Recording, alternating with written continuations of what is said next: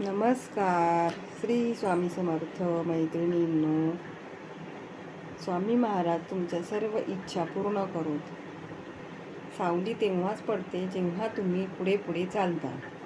तर आज आपण राखी पौर्णिमा म्हणजे रक्षाबंधन याविषयी माहिती सांगणार आहोत. तर माझी माहिती आवडल्यास माझ्या चॅनलला लाईक, शेअर आणि सबस्क्राईब करायला विसरू नका. रक्षाबंधन हा भाऊ बहिणीच्या प्रेमाचा, आपुलकीचा आणि संरक्षणाच्या भावनेचा सण आहे. हा सण श्रावण पौर्णिमेला साजरा केला जातो. या दिवशी बहीण भावाच्या मनगटावर राखी बांधते आणि भाऊ बहिणीला प्रेमाने भेटवस्तू देतो. दोघेही एकमेकांच्या सुखसमृद्धीसाठी शुभेच्छा देतात. हा सण फक्त भाऊ बहिणीपुरता मर्यादित नसून प्रेम, विश्वास आणि कौटुंबिक नात्यांचे महत्त्व सांगतो. रक्षाबंधनाचा अर्थ काय? तर रक्षा म्हणजे संरक्षण आणि बंधन म्हणजे नाते किंवा बंध. त्यामुळे रक्षाबंधन म्हणजे परस्पर प्रेम, काळजी आणि संरक्षणाचे बंधन. तर आता मी तुम्हाला रक्षाबंधन का साजरा केला जातो तर यामागे एक कथा सांगितली आहे. त्यापैकी भगवान श्रीकृष्ण आणि द्रौपदी यांची ही कथा आहे. एकदा श्रीकृष्णाच्या बोटाला दुखापत होऊन रक्त येत होते. ते पाहून द्रौपदीने आपल्या साडीचा पदर फाडून श्रीकृष्णाच्या बोटाला बांधला. तिच्या या प्रेम आणि आपुलकीने श्रीकृष्ण प्रभावित झाले. श्रीकृष्णाने द्रौपदीला तिच्या या प्रेमाची आठवण ठेवून तिचे सदैव रक्षण करण्याचे वचन दिले.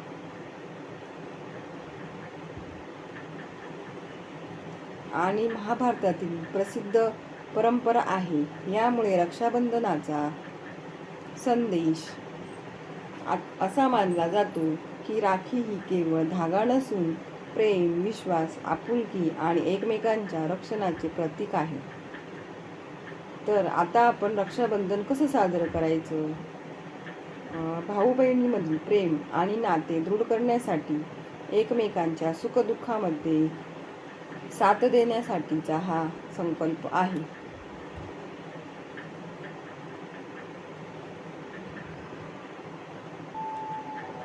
कुटुंबातील प्रेम, एकता आणि परस्पर आदर, सन्मान आणि विश्वास वाढवण्यासाठी, अधिक मजबूत बनवण्यासाठी रक्षाबंधन साजरे केले जाते. रक्षाबंधनाच्या दिवशी भाऊ आणि बहीण प्रेमाने हा सण साजरा करतात. साधारणपणे पुढीलप्रमाणे विधी केला जातो. घराची स्वच्छता करून पूजा मांडली जाते. भाऊ आणि बहीण स्वच्छ कपडे घालून तयार होतात. प्रथम देवाची पूजा केली जाते. बहिणीने भावाला औक्षण करून कपाळावर कुंकू किंवा टिळा लावला जातो. भावाच्या मनगटावर राखी बांधली जाते. भावाला गोड पदार्थ भरवला जातो. भाऊ बहिणीला भेटवस्तू देतो आणि तिच्या सुखासाठी शुभेच्छा देतो. दोघेही एकमेकांप्रती प्रेम, आदर आणि काळजी कायम ठेवण्याचा संकल्प करतात. रक्षाबंधनाचा मुख्य संदेश असा आहे की राखी हा फक्त धागा नसून भाऊ बहिणीच्या प्रेमाचा, विश्वासाचा आणि आपुलकीचा बंध आहे. तर रक्षाबंधन हा सण भारताच्या अनेक भागात मोठ्या उत्साहाने साजरा केला जातो. प्रदेशानुसार त्याला वेगवेगळ्या परंपरा आणि नावांनीही त्यांना ओळखले जाते. कुठे कुठे महाराष्ट्रात भाऊ बहिणी राखी बांधून औक्षण करून साजरा करतात. तर गुजरातमध्ये राखी बांधण्याबरोबर धार्मिक पूजा करण्याचीही परंपरा आहे. तसेच राजस्थानमध्ये राखीचा सण मोठ्या उत्साहात साजरा केला जातो. उत्तर प्रदेश आणि बिहारमध्ये बहीण भावाला राखी बांधतात आणि त्यांच्या दीर्घायुष्यासाठी शुभेच्छा देतात. मध्य प्रदेशामध्ये एकत्र कुटुंब येऊन राखी साजरी केली जाते. पंजाब, हरियाणा, दिल्ली या ठिकाणी राखी, मिठाई आणि भेटवस्तू देऊन सण साजरा केला जातो. पश्चिम बंगाल आणि ओडिशा राखी पौर्णिमेला विविध धार्मिक आणि सामाजिक परंपरा पाळल्या जातात. दक्षिण भागात काही ठिकाणी श्रावण पौर्णिमेला राखीबरोबरच इतर धार्मिक परंपराही पाळल्या जातात. आजकाल भारतात जवळजवळ सर्वच राज्यात आणि परदेशात राहणारे भारतीयही रक्षाबंधन साजरे करतात. थोडक्यात रक्षाबंधन हा केवळ एक प्रदेशाचा सण नसून भाऊ बहिणीच्या प्रेमाचा देशभर लोकप्रिय असलेला असा हा सण आहे. आपल्याकडे घराच्या गच्चीत रुसून बसलेल्या आपल्या लहान बहिणीची समजूत घालण्यासाठी सर्वात आधी जात असेल तर तो तिचा भाऊ असतो. शाळेतून आपल्या मोठ्या ताईला आणण्यासाठी जाणाऱ्या लहान भावाचा कोमल हात तिला संरक्षण देतो. अशा या बहीण भावाचा रक्षाबंधनाचा सण त्यांच्या जीवनात रेशमी धाग्याला प्रेमाचा रंग देऊन केला जातो. लहान भावाच्या झालेल्या चुका स्वतःवर ओढवून घेणारी ताई आईबाबाकडून मिळणारा प्रसाद वाचवते, तर आपल्या ताईचे आभार मानण्यासाठी लहान भाऊ तिला आवडणाऱ्या वस्तू भेट म्हणून देतो. शाळेच्या मुख्याध्यापिका पहिल्या इयत्तेत झोपलेल्या लहानग्या भावाला घेऊन जायला सांगतात, तेव्हा त्याची बहीण म्हणजे ताई शांत निजलेल्या आपल्या भावाला हळूवार आपल्या वर्गात घेऊन जाते आणि त्याला मांडीवर झोपवून फळ्यावर लिहिलेले आपल्या वहीत उतरवून घेत असते. लहान असताना रडतच आपल्या मोठ्या भावाच्या वर्गात गेली व तिला चिडवणाऱ्या तिच्या वर्गातील मुलांची नावे सांगायला लागली.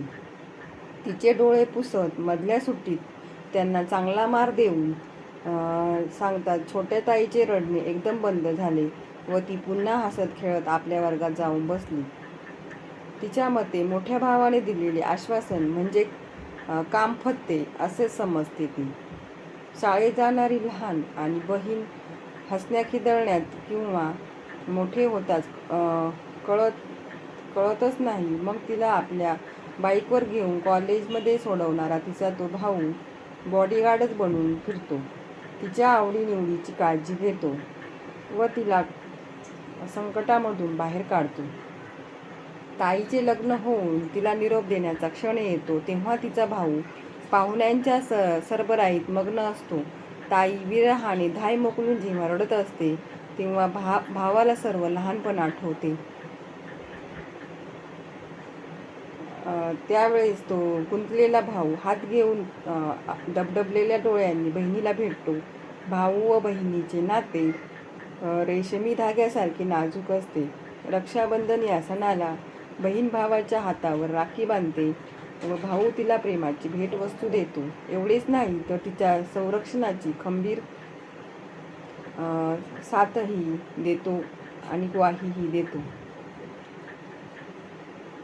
आपल्या देशात प्रेम आपुलकी अजूनही कायम असल्याने रक्षाबंधन या सणाचे महत्त्व आजही कायम आहे.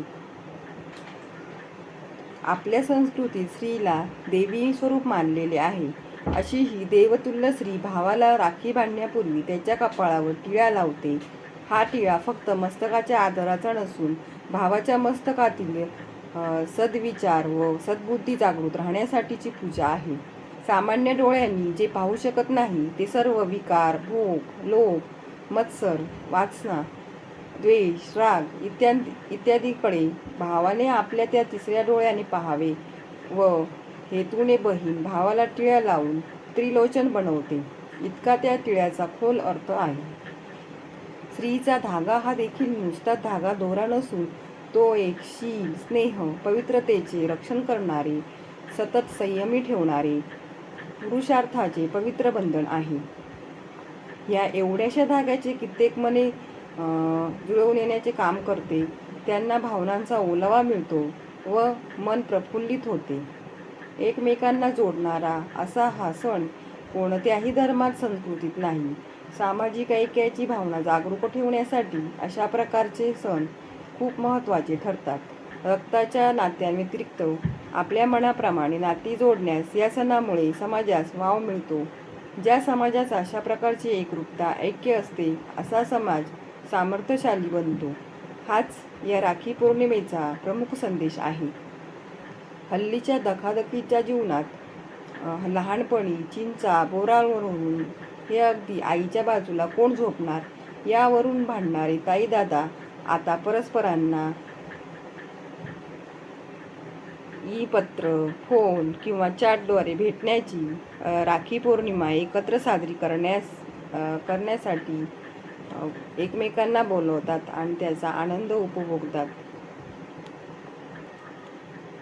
द्रौपदीने आपल्या मानलेल्या भावाला म्हणजे कृष्णाला बांधलेली जरतारी शेल्याची चिंधी, गरीब बहिणीने भावाच्या हातात बांधलेला धागा किंवा शाळकरी ताईने केलेली राखी, राजपूत रमणीने बाजूच्या राजाला पाठवलेले राखीचे ताट, श्रीमंत बहिणीने भावाला बांधलेली सोन्याची किंवा चांदीची राखी काय, किंवा आज इंटरनेटच्या माध्यमातून बहिणीने भावाला पाठवलेली शुभेच्छा पत्रसहित राखी काय, या सर्वांमागे भावना ही एकच असते, ती म्हणजे भावा बहिणीचे परस्परांमधील प्रेम.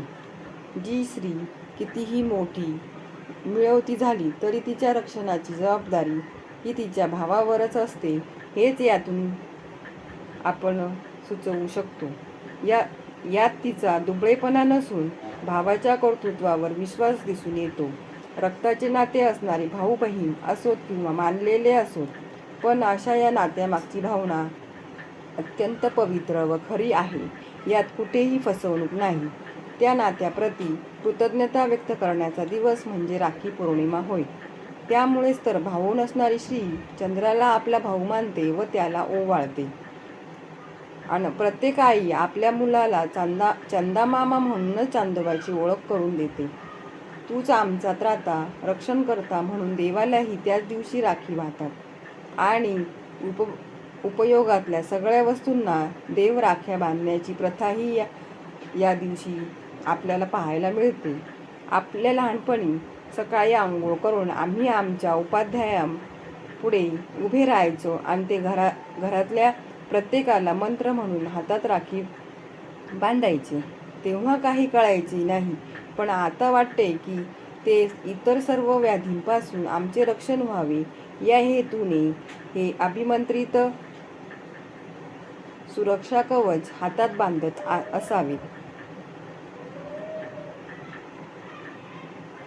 असा हा दिवस अगदी लहानग्यांपासून वृद्धांपर्यंत सर्वच जण आनंदाने आणि जल्लोषाने साजरा करतात.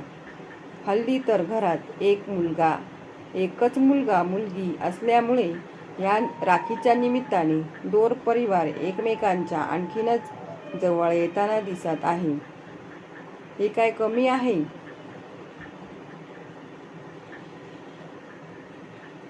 आजही अनेक घरात एकच मुलगा मुलगी असताना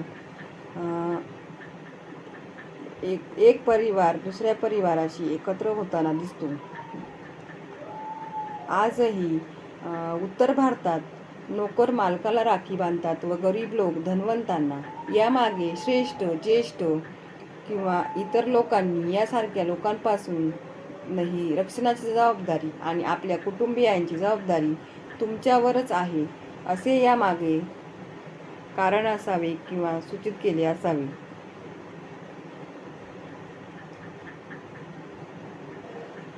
तर आता मी तुम्हाला रक्षाबंधनाचा मुहूर्त काय आहे हे सुद्धा सांगणार आहे. सकाळचा पहिला शुभ मुहूर्त सकाळी 5:45 ते 9:48 हा सकाळचा शुभ मुहूर्त मानला आहे. त्यानंतर दुपारचा अभिजित मुहूर्त दुपारी 1:40 ते 4:15 या टाईम अभिजित मुहूर्त म्हणून मानला जातो.